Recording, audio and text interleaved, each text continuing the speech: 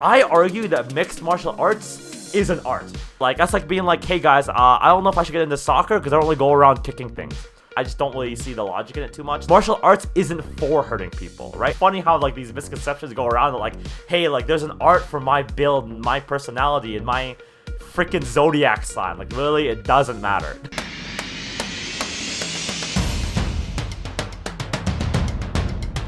Hey, what is up guys? John here, aka Bruce Lee. Today we're doing a different kind of video. I'm doing a Reddit React video where there's this mega thread that stumbled on my feed about what martial arts should I study. Now, I think it's going to be a good point of contention for a lot of people. I think there's a lot of questions here that people are going to ask that like, that are, you know, if one person's asking it, like a bunch of people are thinking about that same question or that same idea. So I'm gonna give my 2 cents from the perspective of a kickboxing teacher. It's John here, Bruce Lee from Canada. So let's take a look. I'm gonna give it some commentary, some thoughts. All right, let's go. Picker what says 27, 5'9", 145 pounds. Yeah, I don't know why you need to put your height and build or age into this. Like, it doesn't really matter. You guys, like, where I train, like, there's people who are like 5'1" as a male all the way up to like 6'4". I don't think it of any age, like, I don't think it matters. Like, it's never too late. It's rarely, I'll say sometimes, but like rarely too early. Like, guys, get in the gym. I'm an endurance runner and pretty slight of frame, but have a decent amount of muscle. Again, doesn't really matter. I'm considering starting BJJ just for fun and to learn some new skills. I only intend to train, not compete. With that in mind, is there a high risk of injury, especially to the legs? That's pretty much the main question right there, actually. Running is still my main thing, so I don't want to spend months out of commission. Fair. Also, are there any other martial arts I should think about?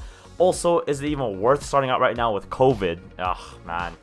That's another one. I'm not concerned about my health, but I feel like there's only a limited amount I can realistically do and therefore learn with the restrictions in place. So first of all, guys, let's go back up here to have a, you know, he's got an endurance runner, slight of frame, decent amount of muscle. Again, none of that matters whatsoever in selecting your sport. Like in Muay Thai, so usually most of the Thai guys, like in Thailand, they don't get too muscular, like too beefy. In the West, like you're more likely to do weight training. Like, you know, it doesn't really matter, right? Like, and you can be successful either or. It's kind of, you find what works for you. So like the running is good in that, like, especially for a lot of the high intensity sports or high cardio sports like boxing or like Muay Thai, stuff like that. It's got a very, very high pace. It helps to have a lot of that endurance. Like for like things like arguably like certain types of like karate and stuff like that, where you're more like point fighting and disciplined. Like it's the fights are a lot less paced, or like a lot lower, slower pace. So maybe it doesn't come in as handy. But again, like you could get in there, you know, 5'9", 180 pounds, 200 pounds, 130 pounds, it doesn't matter. You could be a runner, not a runner, slight of frame, muscular, you know, get in the gym. Go pick a martial art. He's thinking of BJJ because it's fun, learn some new skills, doesn't want to compete. Fair enough, not everyone wants to compete, but just learning the skill is super, super fun, you guys. But a risk of injury, like, I'll say this about my limited time in jiu-jitsu is that, like, I don't think that there's a high propensity for injury in terms of impact compared to like Muay Thai sparring, where you're taking like leg kicks, head kicks, stuff like that. Or, you know, with karate and taekwondo, you usually like you're wearing a lot of gear to protect yourself, like, depending like what your gym is like. In boxing, like you might be wearing headgear, but you're taking a lot more headshots. So, like, you know, but that being said, if someone, especially who's like new or like not respectful, he does like a heel lock or like a knee bar, like he can hurt you in the legs. So what I would say here, guys, that like injury is always like something to be worried about with martial arts. But I don't, seriously, guys, it doesn't come up as much as you think. Like, it doesn't come up any more than playing football or soccer or any other, or like sometimes arguably even basketball. Like, you know what, I think I've actually gotten more injuries or like bloody noses from basketball playing like just like street ball than I have like in sparring and stuff. So I don't think there's any higher amount of damage that like could happen than like any other sport. So, you know, try not to let that be too much of a factor. Especially like, you know, like with jiu-jitsu sparring, especially if you're good and you're sparring with someone else who's good and you have good control, like you're not even taking impact, right? Like that's a benefit of jiu-jitsu sparring. I feel like you can roll a lot more than spar in Muay Thai. You know, just my opinion. So anyways, definitely do that. Any other martial arts? I'm gonna be biased, obviously. Muay Thai is kind of the one I recommend. Boxing's also really good discipline-wise, and if you want to like see the benefits of being an endurance runner, boxers, you know, they have to do like, you know, dozens of kilometers of road work a week as part of their training regimen if you want to compete. So with COVID, that's another big I think it's going to be a big topic of contention here, guys. With jiu-jitsu especially, like, I think to learn the moves, it does help a lot to have like a willing opponent, like someone actually there, like a real arm in front of you to manipulate, a real leg, a real person to sweep, etc. But you can still learn quite a bit. Like if you have someone to work out with at home, or like one of your close contacts, or like someone you're allowed to see even with COVID restrictions will want to do it with you, you can absolutely learn a lot at home, especially with all like the Gracie videos, or like honestly not even Gracie, just like all the jiu-jitsu videos and tutorials out on like YouTube, or like online courses you could pay for. You can learn quite a bit online. But honestly, no matter what sport you guys pick, whether it's karate, Muay Thai, jiu-jitsu, boxing, you know, whatever, don't let COVID be the thing that stops you or delays you. Like, guys, like I'm a big advocate of this. Like, don't wait for the universe to be like, don't wait for the stars to align, because you might be waiting forever. All right, let's go on to the next question. This one's by Not French Toast. He's 19, 5'10", and weigh 190 pounds. Again, literally doesn't matter. I've always been socially awkward and didn't have many friends. I don't feel confident in anything that I do. That's, you know, that's a crappy way to feel, obviously. And, you know, being 19, I remember being 19, especially like fresh out of high school or stuff like that. I mean, those kinds of like social pressures and anxieties are, you know, super common. Arguably they've always been common, but we're talking about it more. So I feel that I want to learn a martial arts so I can be part of a sport that will keep me physically active, and I can be part of a social group. That's awesome. Honestly, that's such a good idea. Like, I feel like, now that I think about it, like a lot of people I see regularly are because like we go to the same gyms. Especially like, it's not like, so like in Canada, a really popular like big box gym is like Anytime Fitness or Good Life or Gold. So like anything like that you guys can think of like a massive gym that you pay like, I don't know, like 20, 30, 40 bucks a month, and you access like a huge facility. That kind of social group, I think the community there is not the same as one of these like smaller gyms where it's like, you know, instead of being like in a room of like 500 people all doing their own thing, there's 20 of you in the same team, in the same class, you know, same people that you're seeing regularly. The social dynamic is way different. You know, I have a ton of awesome friends at where I train that I see and talk to on a pretty regular basis. So I'm super thankful for those relationships, and I would not have met those people ever if it wasn't for martial arts. Especially if you think about like, you know, high school, like you get put, so especially because he's 19 is why I'm bringing up high school. In high school, you're put around a certain number of people who are like a same-ish demographic in terms of like age and area. You know what I mean? Like, it's not like if you go, like, you have to be within like a proximity of the school probably to go to it, right? So there's kind of a demographic that for you to meet people, and you can meet all sorts of different people. But now imagine like a martial arts gym. If you're 19, you can be friends with people who are, you know, 16, 17, 18, 19, or just like in high school, all the way up to like 60 years old, right? So you get a bigger splash of people and ages and backgrounds put into the same place, in my opinion, in like a martial arts setting, or really any group fitness class.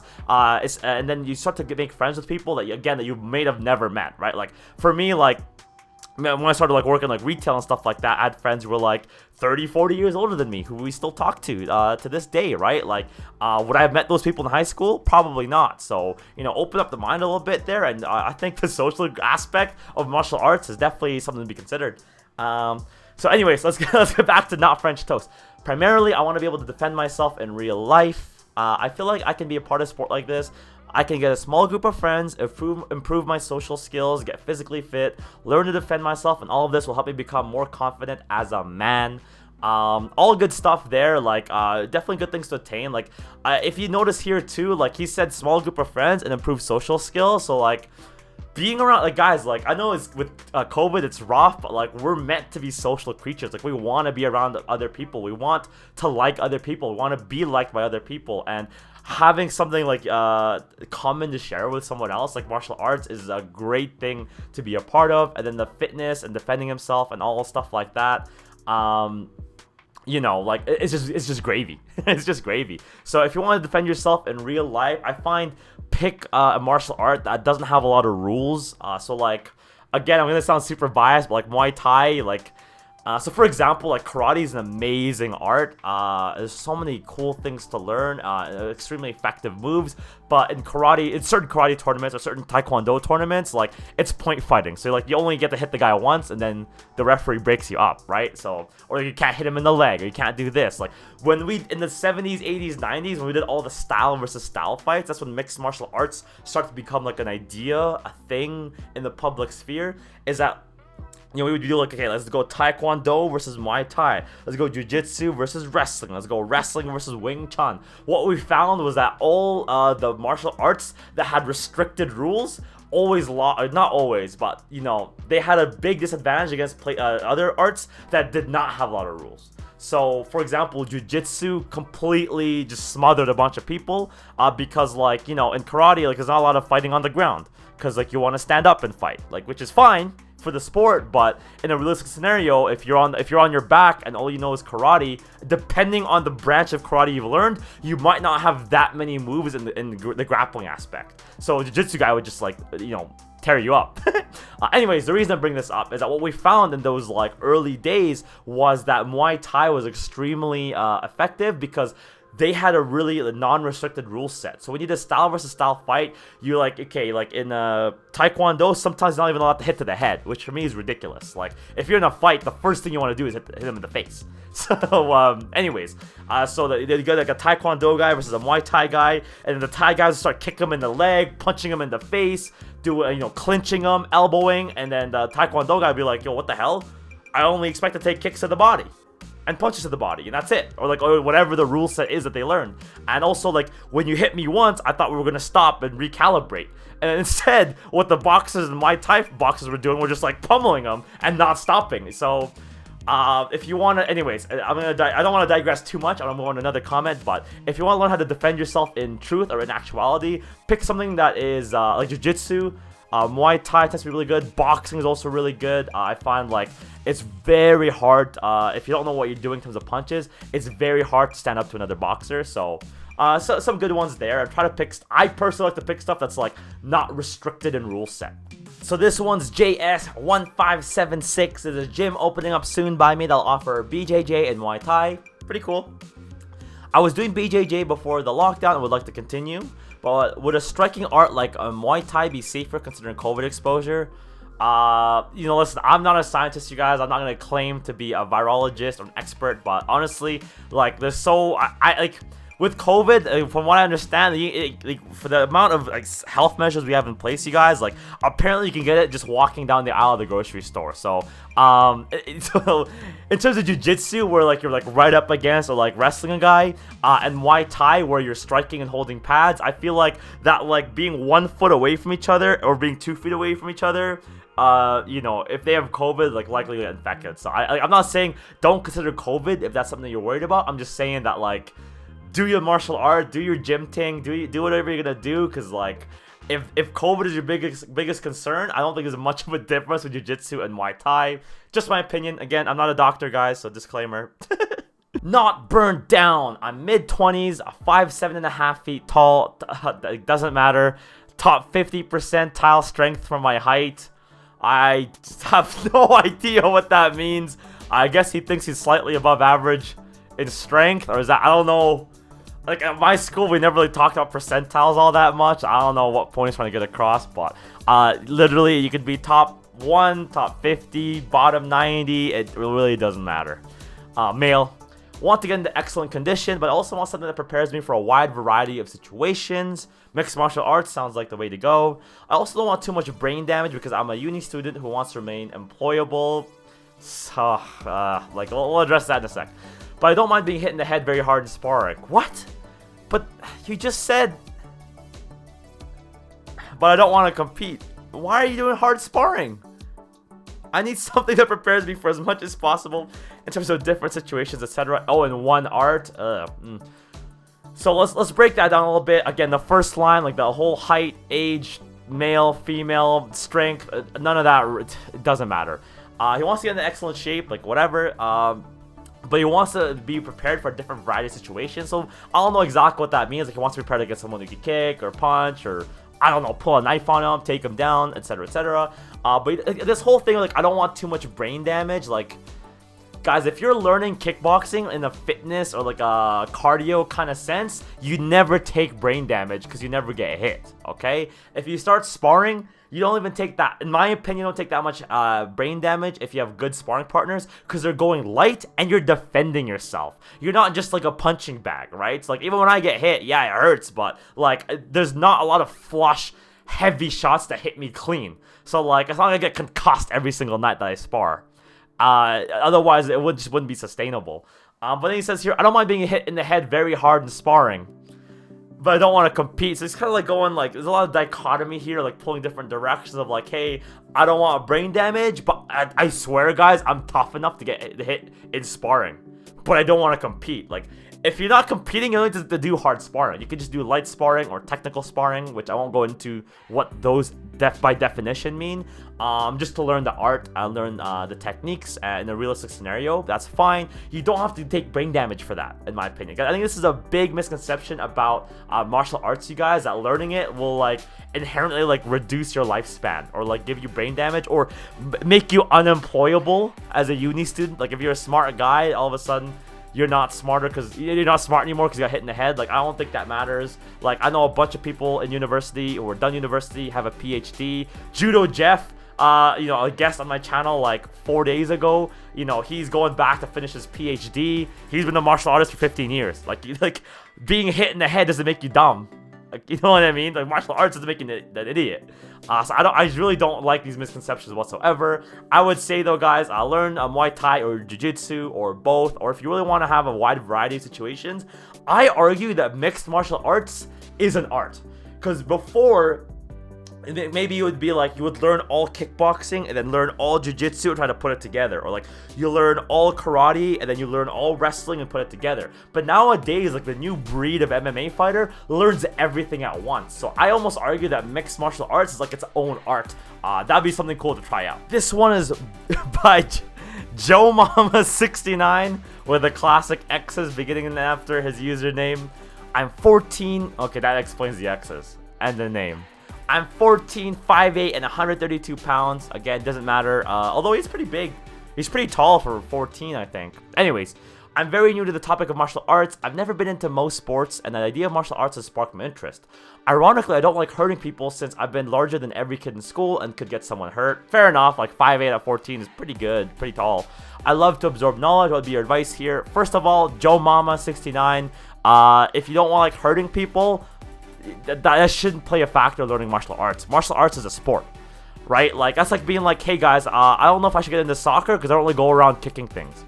I mean, that might be an extreme example, but I just don't really see the logic in it too much. Like, martial arts isn't for hurting people, right? It's about defending yourself, learning the craft, learning the art. You know, it's one of those things like the classic quote of like, I'd rather be a warrior in a garden than a gardener in war. You know, like, it's just like about the confidence, joining the community and learning, absorbing knowledge, as he said. Like, you can do all those things and not hurt people. Like, you know, I do a lot. I've done a few like Cobra Kai reaction videos on this channel now, and like that is like probably one of the most inaccurate things about martial arts in media. Of like, okay, I joined this gym, and now it's Cobra Kai versus John's dojo, and we have to fight on the streets. Like, that never happens. You know what I mean? Like, as a martial artist myself, I spar all the time, but I've never really been. Well, I've rarely been in fights in like the real world, right? Because I know to avoid it, and I'm confident in avoiding it because, you know what? I'm confident I can win this altercation, but I just don't see the need in it, right? So, like, if you don't want to hurt people, I argue learning martial arts is probably the better way to do that. So, Joe Mama, get into martial arts, whatever it is. Let's do the last one today, guys. HR Rosenfeld. I think I said it right. Hello. I'm also looking for which form of martial arts that I should study. My background. I'm 30-year-olds with a child. Neither of those things matter. I'm 174 centimeter in height, and I'm weighing 113 kilograms, which makes a BMI way too high. In terms of picking martial arts, again, height, weight, absolutely no relevancy here. Although, having a high BMI, it does speak to me that this guy, especially with a kid, like, he wants to be healthy or learn how to be healthy, which, that's something good. That's a good thing to do. I have a stocky build. My body is not flexible at all. When I get going, I'm very competitive. I guess he just, he just wants to let you guys know that, like, if you help me, I'll do good, I promise. Primarily, I want to study martial arts for exercise, discipline, and general self-improvement. Do you have any suggestions as to martial arts forms I could study? Based on this information, it doesn't really, there's no, like, ironically, nothing he said here would direct him to specific martial arts. It's funny how, like, these misconceptions go around, like, hey, like, there's an art for my build, and my personality, and my freaking zodiac sign. Like, really, it doesn't matter. Like, it's just whatever your interest is, you guys. So, I would say, if you want to be losing weight, though, any of these martial arts are burning mad calories for 2 reasons. They're high intensity, and B, especially if you're competitive, B, they're just like, you enjoy it, right? Like, for me, like, I hate running. I have to do running, and, all fighters have to run. It's just, you gotta put your road work in. But I think when I've gotten to martial arts, the only reason I ever did cardio at all is because of kickboxing. So if it wasn't for that, like, I never did cardio. So, like, it is what it is. So I would say the flexibility thing, like, any martial art's gonna help you with that, but especially things like jiu-jitsu, anything with kicking, like karate, taekwondo, whoo, they got legs on them, they got hips on them. So anything like that. If you want like a high pace though, like guys, don't crucify any taekwondo or like karate guys out there. Don't crucify me. But I find most karate gyms and dojos, like, they're not burning a ton of calories. Like, some of the classes I teach, which are like a balance of like kickboxing and fitness, like, I've had like karate practitioners and instructors who were thinking about trying out teaching kickboxing at my gym, and they're like, okay, like, would you consider me? I'm like, okay, try a class. And after the class, like 60 minutes, I threw a bunch of stuff into it, and then at the end he's like, John, like, holy crap, like, in that 60 minutes, I feel like I did more than 3 hours I do at the dojo. And that's not a bad thing in the sense that, like, it's because he's taking his time in the dojo to learn the technique properly, slowing it down and really fine-tuning everything. But if you're trying to burn calories, it's not necessarily effective because it's not enough, like, you know what I mean? Like, the intensity is different. So I think, like, boxing, I always see a lot of amazingly fit boxers, kickboxers, jiu-jitsu guys. Like, those things are high intensity, high cardio.